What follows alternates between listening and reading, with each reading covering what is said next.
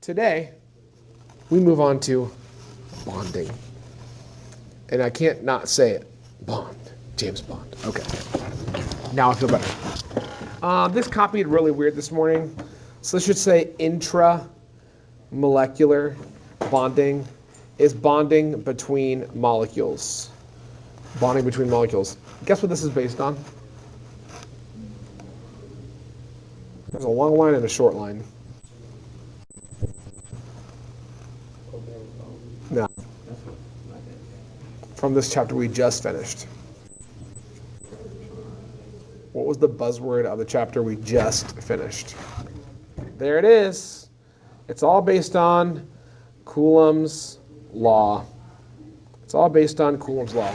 And there is a couple types of intramolecular bonding. One is ionic. When you're on ionic bonding, what are you doing with electrons? This is review. Did I just hear like the beginning of Let It Go? Did you guys hear that? No, okay. Transfer of electrons.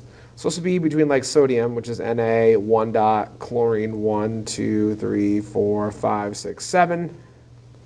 Boom. Transfer of electrons. Covalent is sharing of electrons. Yes. Covalent is sharing of electrons. But there's a third kind. And really, these barely even exist. So you're like, what? Everything I've learned up to this point is false? Yeah, it's mostly false, except for in very extreme circumstances. So let's review first. What is electronegativity? Ability of an atom to attract an electron. Ability of an atom to attract an electron. We know that an electron cloud diagram can be thought of as a probability map, right? That's where electrons are most likely to be found, of where an electron may be found at any one time. Remember Heisenberg, right? Hard to find. Remember how hard you close your eyes, get that balloon? Yes? Okay, good. In separate atoms, it's simple. It could be represented by this. So here are two separate atoms, electron clouds. Atom A, atom B. Two circles. Pretty complicated. When those atoms join together to form a covalent bond, a pair of electrons is shared. What am I doing to the word shared? I'm circling it.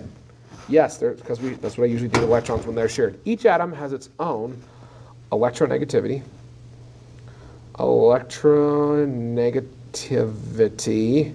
which increases from left to right across the periodic table and from bottom to top of a group.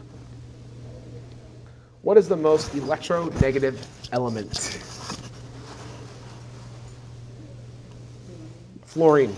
Fluorine is the most electronegative element. If a pair of atoms have basically the same electronegativity, so look at page 306 in your book. Look at page 306 in your book. Page 306, you're going to see a chart that looks like this. Looks like this. Too hard to put on my screen. That's why I had you guys bring your books. We have a chart that shows there's actual numbers. Did you guys see that? We'll pull it up on your online book if you don't have your book. Do you see that chart on page 306 of all those electronegativities? Yes? So, if you're looking up in the upper right, that's where you're going to find covalent bonds. Do you see any that are exactly the same on the upper right?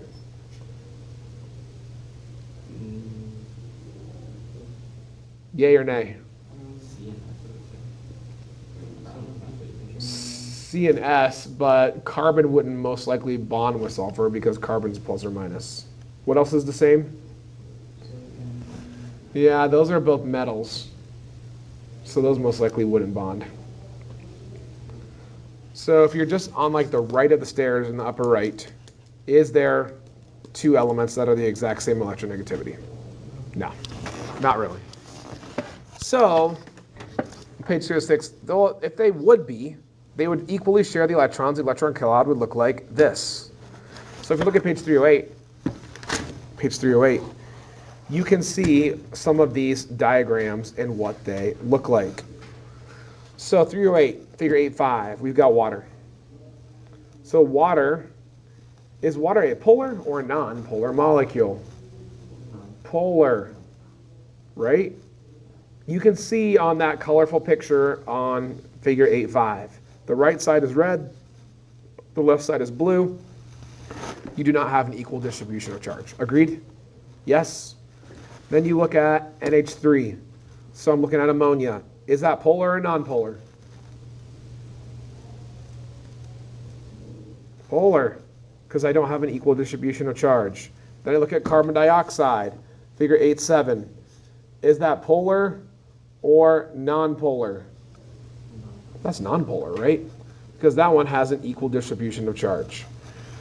So the big thing that we've talked about, maybe polar and non-polar in the past, is polar is uneven and non-polar means you can split it in half. That's not necessarily true. Because if you look at SO3 on the bottom of page 309, is there a way to split SO3 in half? No, but is it still non-polar? Yes. So one of the misconceptions about polar and non-polar is if it's non-polar, you can split it in half. That's not true. Non-polar just means it has an even distribution of charge. You guys cool with that? Okay, good. I thought the book was pretty good for showing that. So like I said, this rarely happens having the same electronegativity. You only would see this in what type of molecules? Got to think about this. In order to have the same electronegativity, I would have to have the same two what? Don't overthink this. In order to have the same electronegativity, I'd have to have the same two what? Huh? Oh my goodness. Nobody? Have you guys ever heard of a diatomic molecule? What are my diatomics on the periodic table? N2, O2, F2, Cl2, Br2, I2, right?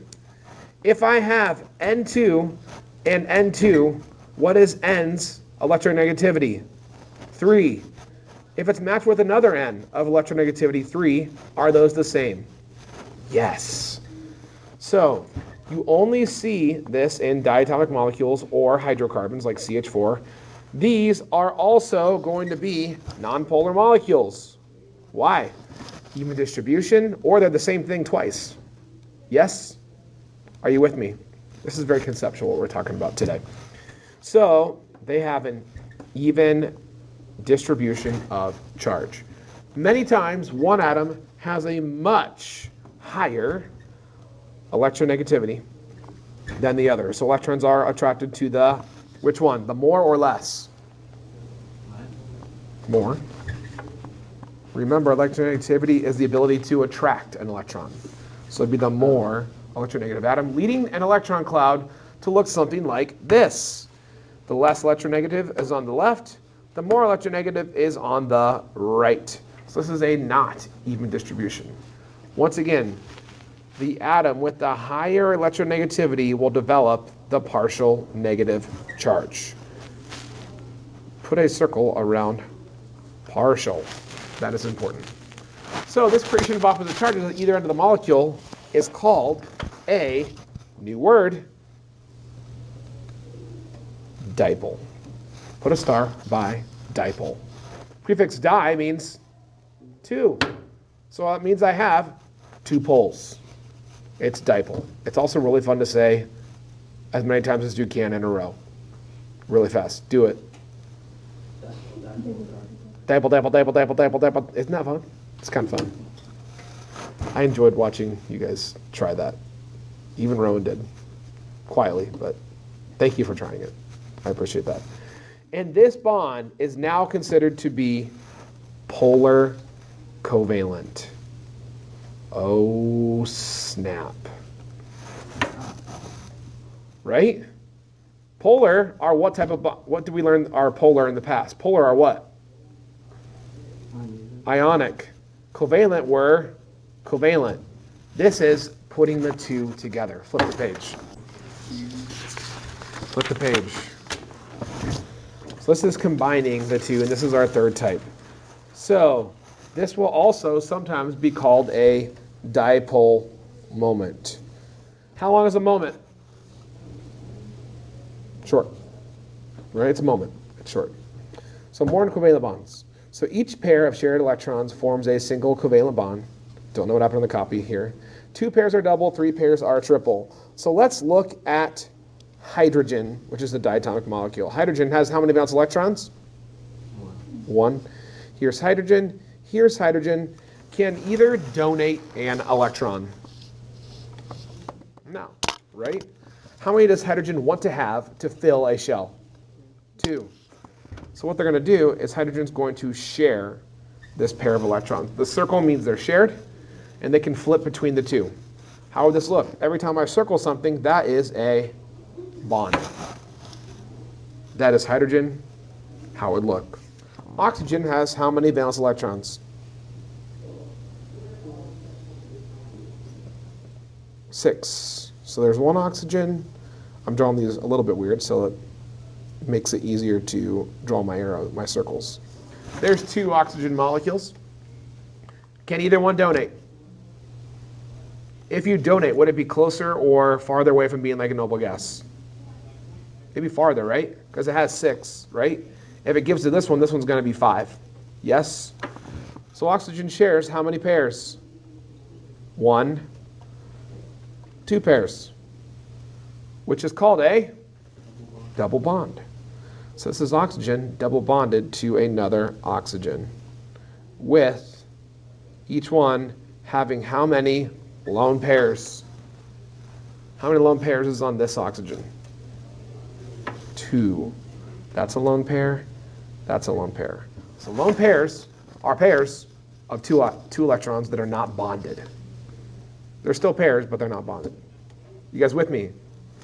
Nitrogen has how many valence electrons? 3, 4, 5. 1, 2, 3, 4, 5. Can either one donate? No. So it has to share how many bonds? 1, 2, 3.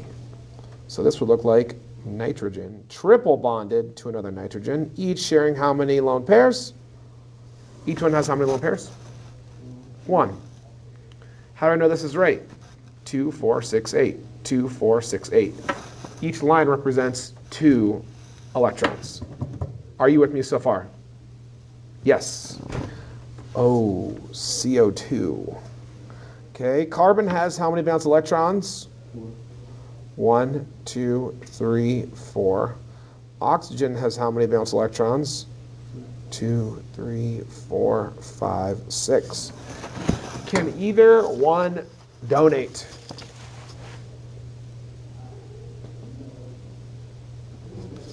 No, because it would make them both farther away from having a full outer shell. So carbon is going to share a pair here with this oxygen and here with this oxygen. Is this oxygen now happy? On the right? 2, 4, 6, 8. It's happy, right? What have I done to carbon?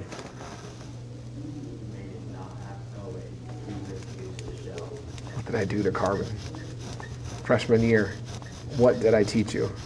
Only 3 people in here had me as a freshman. What did I just do to carbon?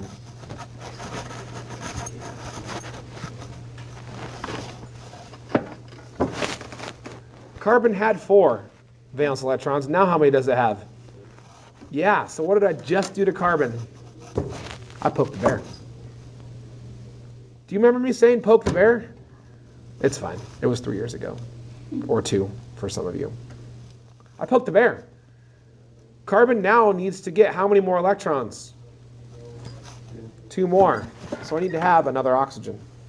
So 1, 2, 3, 4, 5, 6. I'm going to share a pair here. Share a pair there. Is everybody happy? Yeah, everyone has 8. So this would look like C double bonded O, double bonded O. Each O has how many lone pairs? 2 lone pairs. Each O has 2 lone pairs. Covalent bonds occur between atoms with similarities in electronegativity, usually between 2 nonmetals. The attraction between 2 atoms makes them increasing stable, giving lower and lower potential energies. So the more stable they are, the more stored energy they're going to have because they're stable. So once again, a true covalent bond is only what?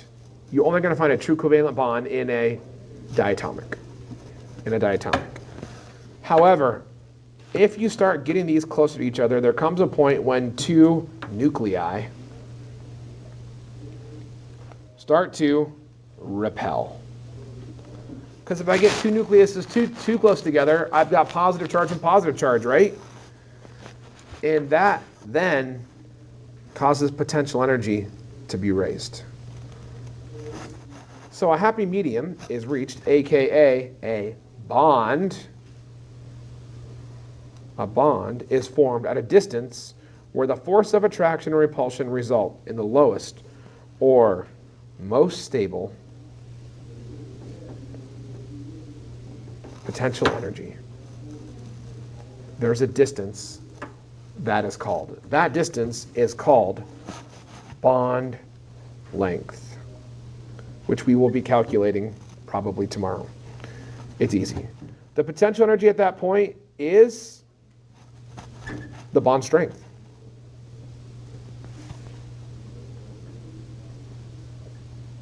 And here is something I would like you to remember. The shorter the length, the stronger the strength. That is something that will just help you remember.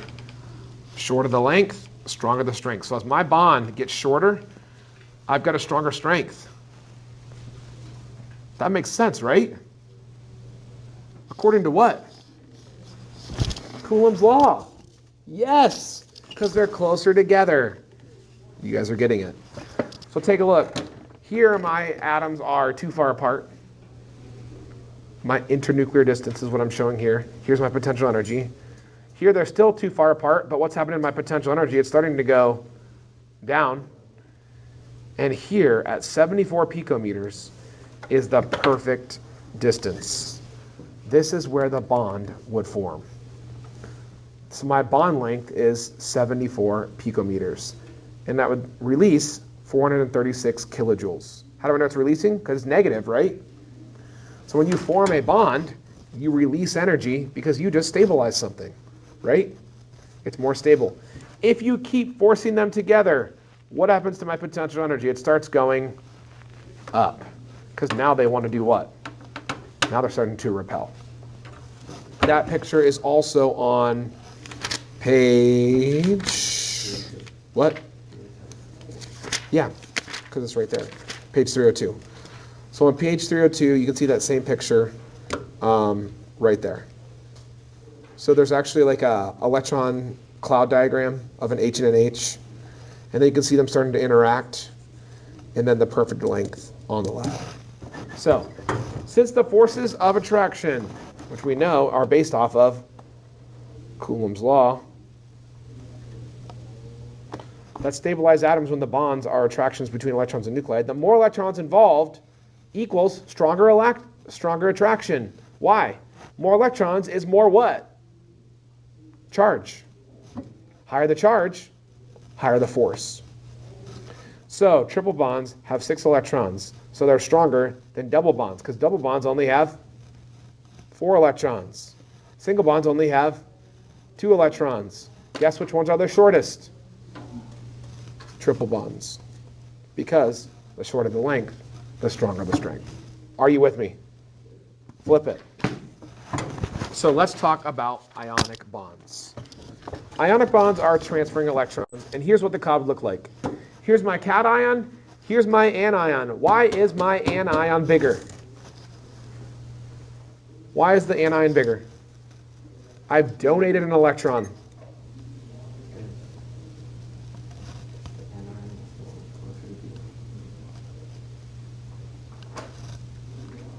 So let's say this is Na plus and Cl minus.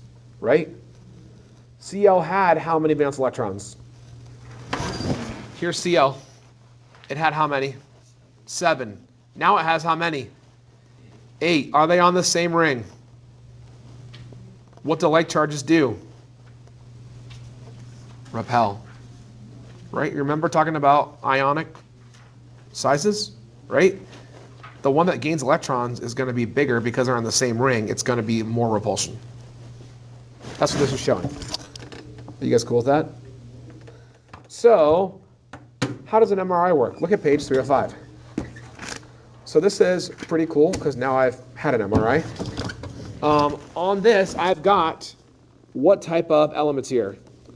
I've got ionic. Yes? So the ionic ones have a positive and a negative side.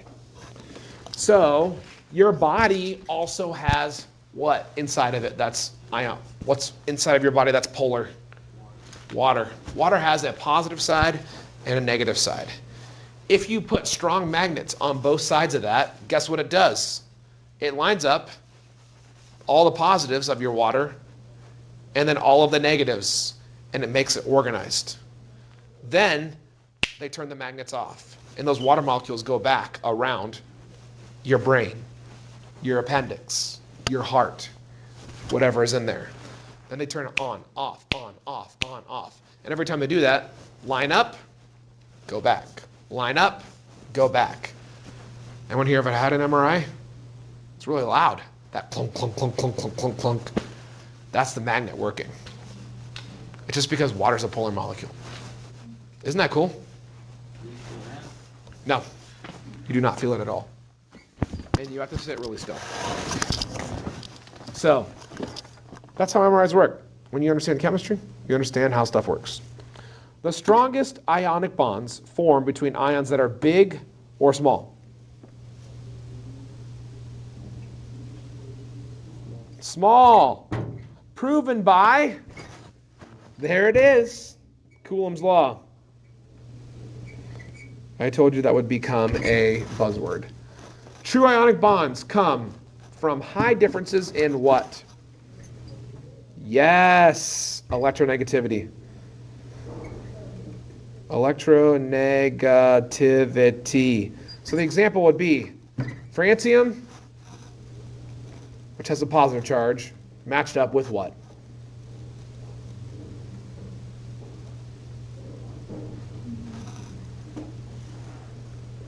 Fluorine. That is a true ionic bond. There's not really much more ionic than that because those are opposite. Yes, francium wants to desperately give away an electron. Fluorine wants to desperately gain one. So this would be also a huge atom and a really small atom. So that's why this is a true ionic bond. Which one? Sodium chloride or sodium bromide has the stronger ionic bond? Who wants to try that and explain it? Sodium chloride or sodium bromide? Cam says sodium chloride. Does anybody agree with Cam? Trevor does.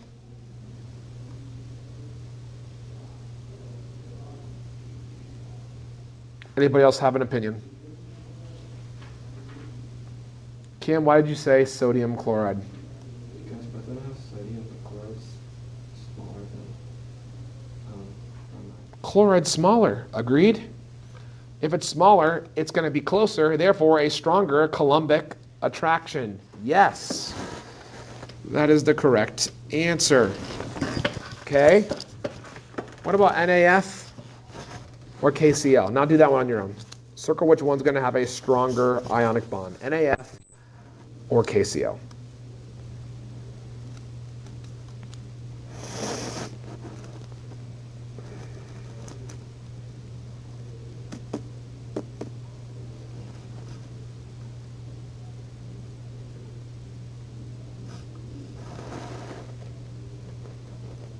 Ron, what do you think? Yes. First thing, I know you guys did this. You thought about their charges first, right? Na has what charge? +1. F is -1. Potassium is +1. Chlorine is -1. So are there any differences in charges for Coulomb's law? No. So then I have to go based off of their sizes. Which one is smaller? NaF. Nice work. Which one's going to have the stronger ionic bond between NaF or MgO? Yes. Why? NaF is +1, -1. MgO is +2, -2. Which one has the higher charge? Boom, MgO. So that one is going to have the stronger ionic bond. I don't even care about sizes there. It just has a higher charge. Cool? Does that make sense? Matthew, you good with that? Okay. So the ions and the ionic bonds are held in fixed positions in a large 3D structure called this is a big word, a lattice. Actually, let's call it a crystal lattice. crystal lattice. How does that look? I forgot to get this out. Tis in here. Where is my crystal lattice? It's somewhere in here. Here it is. Here's my crystal lattice of sodium chloride. This is a crystal lattice. So, cool thing about sodium chloride is you can break something off in planes. See how this breaks? Yes? Do you see how that could be easy to dissolve? Oh. Also, positives matching the negatives. Do you see how this could easily... So, first of all, would this conduct like this? Is this going to conduct charge? What do you think? Yes or no? No. But I got lots of positive negatives, positive negatives, positive negatives. How could I make it conduct? How could I break these charges up? I could dissolve it. Or what else could I do to it? Huh? No. I can melt it. If I melt it, is that going to have these all sliding past each other then? Yes, you guys can pass this around. Just don't lose my things. I have got one missing. Got one missing. I don't know what happened to it. Actually, I have an idea of what happened to it. So in a crystal lattice, that results in them being, it's brittle, right? There's a reason it's brittle because you're going to break off whole planes. It's not very malleable. It's held together by strong electrostatic interactions, and the strong bonds give ionic solids high melting and boiling points and low vapor pressures. More on vaping next chapter. Haven't talked about that, but it is important to know that it is high boiling points. So ionic bonds, ionics have a high boiling point. I guarantee you there will be a multiple choice about that. Speaking of multiple choice questions, have you done the multiple choice questions for this chapter? We do tomorrow. They're doing tomorrow by 3 p.m. Who has done them? They are 12 points. You guys got to do those. Okay. Blank electrons in a metallic solid. Solid? What type of electrons am I talking about here? There's only one type of electron we care about. Valence. Valence electrons in a metallic solid are considered, this is another big word, delocalized. So put a star or two by delocalized. If you are delocalized, do you have a set spot?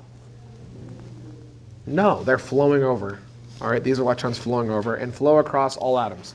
This sea of electrons flow over positive metal ions. The best example of this is alloys. So alloys would be something mixed together like copper and zinc, which is brass. There's two types of alloys. One is an interstitial alloy. When you hear the word inter, what do you think? Same or different? What? Same or different?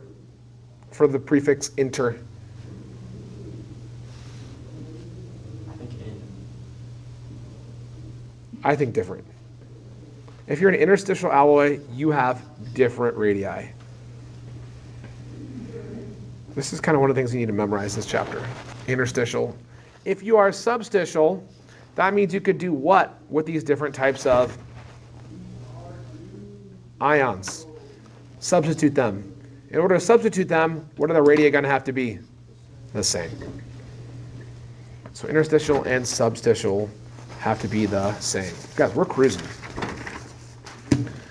So this did not copy well once again at all.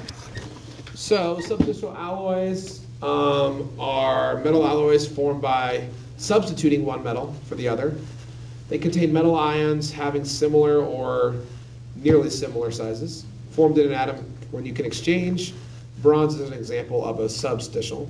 Interstitial alloys are metal alloys formed by inserting smaller atoms into holes of the metal lattice.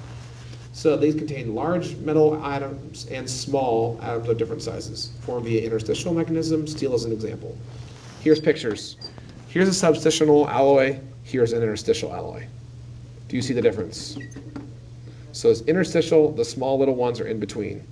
Nickel, a lot of the times, is using an interstitial alloy.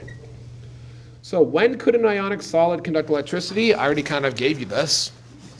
What do I have to do to it? One of two things. I could dissolve it, or I could melt it / make it molten. Because if something is molten, that's like lava. All right, it still will conduct because there's still mobile ions moving. There's a difference between melting something into a liquid or molten. Those are different. But you can have molten sodium chloride. You wouldn't want to touch it. You wouldn't want to touch it. But it would conduct electricity. That'd be so salty. No way. Pardon the interruption, but at this time, those who are going on the field trip to Walsh University, please meet in the comments. That's something about that. Wow. Is Leticia here? She must be. Okay. So, lattice. Here's the lattice. Positive, negative, being attacked by water molecules. Which side of the water molecule is attacking the negative? Yeah. And then which side is attacking the positive? The oxygen. So here's what an hydrated ion looks like. And here's what a hydrated cation looks like. That's kind of cool. Didn't we have a bonus about this a couple chapters ago? Yeah. Okay. Ionic solids are polar for the most part. The polar water molecules, page 308. So if you look at page 308, you've already seen that. That's the pictures I showed you. Are attracted to the oppositely charged ions. This is the idea of like dissolves like. Like dissolves like will earn you 0 points on the AP chemistry test. But if you say water, which is a polar molecule, right, interacts with salt, which is also a polar molecule, and the positive end of water reacts with the negative end of salt, which is why they dissolve in each other, that would get you a point. Water's a polar molecule. Oil is, guess what? Nonpolar. So because water is polar and oil is nonpolar, they do not want to interact, and that's why they do not dissolve in each other. They're immiscible. Water's here, oil's here. Cool? Once again, talking about things you learned freshman year, but now you're understanding the why. So this process is called, as I said, hydration. Because the ions are now said to be hydrated. I am not hydrated. Guys, I had Mariola's last night. It was incredible. I got the sausage pasta, the sausage rigatoni pasta. Have you guys ever had that? But I got meat sauce instead of the marinara. Changed my life. Just saying. Now the ions are free to move, so it's a great conductor of electricity. If a nonpolar solvent was used, nothing would be attracted to the ions due to no dipole moment. So the ionic bonds would stay solid and not dissolve. And yes, I realized that was a lot of run-on sentences. Flip the page. Flip the page. Are we going to finish this? This is what I wanted to do. So the hydration process increases the entropy of the system. We're going to talk more about entropy in like March or April. In simplest terms, you could think of a compound being 100% ionic polar or 100% covalent, which is what you've learned up to this point. But these situations are only at extremities of a sliding scale. The actual types of most bonds are intermediates between the two, with a largely covalent substance having some ionic behavior or vice versa. The majority group of compounds are, as we said, polar covalent. So they are both. If you look at page 306, you'll see this picture. So here's covalent, here's polar covalent as the polarity increases. And then 307 also shows you your polar covalent. If you have 0 electronegativity difference, you're covalent. If you have a large or ionic, everywhere in between is polar covalent. Questions?